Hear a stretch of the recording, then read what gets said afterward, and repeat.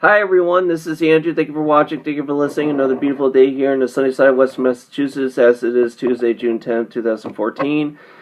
And I'm going to go ahead and talk about two things. I want to talk about the repothacation of gold and silver and the implications that's going on over in China. And I also want to talk about the primaries that just occurred. Now, one of the primaries that just occurred, the results of that is the fact that Eric Cantor had just lost to a Tea Party Republican, and this is of course courtesy of ZeroHedge.com. He had Eric Cantor was being bought and paid for, and here's a list of people: Blue Cross Blue Shield, Credit Suisse Group, and I believe somewhere around here also, I'm trying to look for it, he was paid by Dish Network, Verizon Communications, and Goldman Sachs. So Eric Cantor was run by Goldman Sachs. Goldman Sachs paid $26,600 to Eric Cantor, so that way Eric Cantor can go ahead and continue to screw the American people. And many of these other corporations have done so as well. Verizon Communications, Blue Cross Blue Shield, so on and so forth. Let me go ahead and see exactly who he lost to. I can't think of the guy's name. Alright, here we go. Historic loss. House Majority Leader Cantor loses Virginia primary to Tea Party's brat. House Majority Leader Cantor loses Virginia Republican primary. David Pratt beats Cantor in Virginia primaries. AP reports. Tea Party challenger beats second highest House Republican. AP. And I'm not really sure who David Pratt really is, and I'm not sure if he's an establishment Tea Partier or if he's just an average Joe out there who actually wants to make a difference for a change. But the point is Eric Cantor's gone. He's done. I'm sure he could still continue to run, though, for a seat. But, and inevitably, he ended up losing. Eric Cantor ended up losing here. What else is going on here? Let's see. I want to talk about the repothacation of gold and silver. So let me go ahead and find that article real quick. And apparently what's going on is China, one of the banks in China is having some issues being able to cover their paper promises with actual physical gold and silver. So when somebody calls up and says, I want to replace my paper with an ounce of gold or an ounce of silver, and it's actually, they're very careful on saying which metals it is that they're actually having trouble apothecating. They're saying that it's things like copper and among other metals as well, but they're not saying whether or not they're having trouble being able to keep their promises of being able to give away their gold and silver for the paper contracts. Let's go ahead and read. China's evaporated collateral scandal spreads to second port. So it's not just this one bank anymore, it's a second port. It's an issue that's currently growing right now. This is something that many people have predicted from the likes of Jim Sinclair, Jim Rogers. People have been talking about this for a long time, that gold and silver would skyrocket simply because they cannot continue to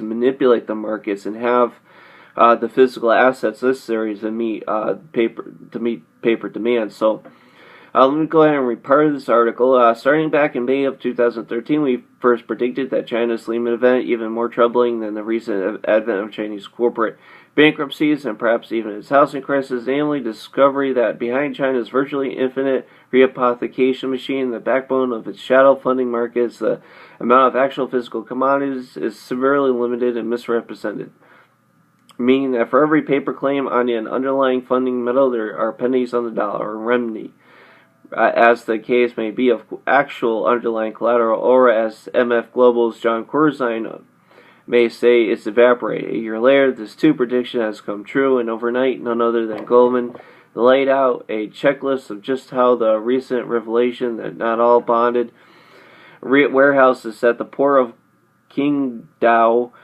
China's third largest will become the catalyst to further CCFD unwinding. I do apologize for misreading that. I'm not really sure how to say it. King Dao, something like that. That's the best way I can say it.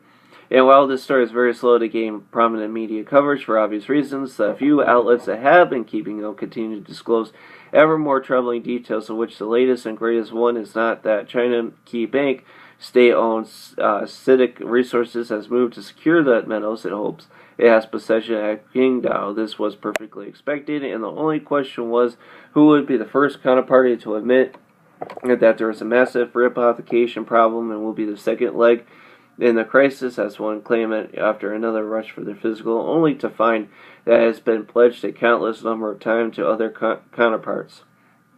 No, the biggest news was not the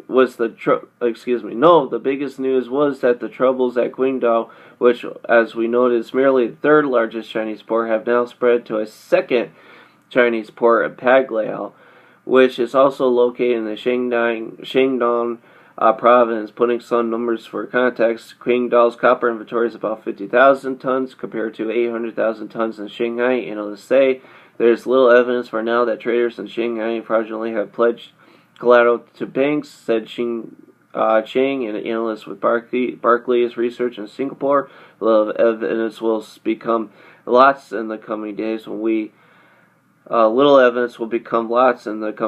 we expect more discoveries at all of their bonded warehouses that the relentless inflow of commodities finally reverse and the beneficiaries finally demand possession.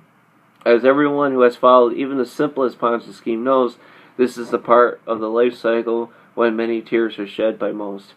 Here is what else the Wall Street Journal had to say on this topic, and it just goes on and on and on. So, alright, China is dealing with a repothacation problem. We have the Tea Party once again gaining momentum in the elections, although Lindsey Graham did win his elections, unfortunately. You have Hillary Clinton out there basically throwing her hat in the race to eventually become president, which I believe at some point the establishment, the political elite, are interested in putting her there simply so that she can go ahead and help maintain power for the powers that be. Meanwhile, President Obama continues to destroy the nation's credibility among other nations around the world. Nations notably including, Russia and China. And of course, it's being reported now that a record number of companies out in Russia and China and many other countries as well are switching from U.S. dollars to the currency renminbi. I'm not sure how to say that, renminbi or something like that. The point is more and more every day now, it's really becoming very clear and becoming very apparent that we're dealing with a massive collapse in the confidence of the United States. Not just in the United States, but also in the Western banking system altogether. And pretty soon, they're gonna have to reset the system. So it'll be interesting to see what they'll do in order to maintain power. So thank you for watching. Thank you for listening. Take care. God bless. And I'll see you guys later. Bye.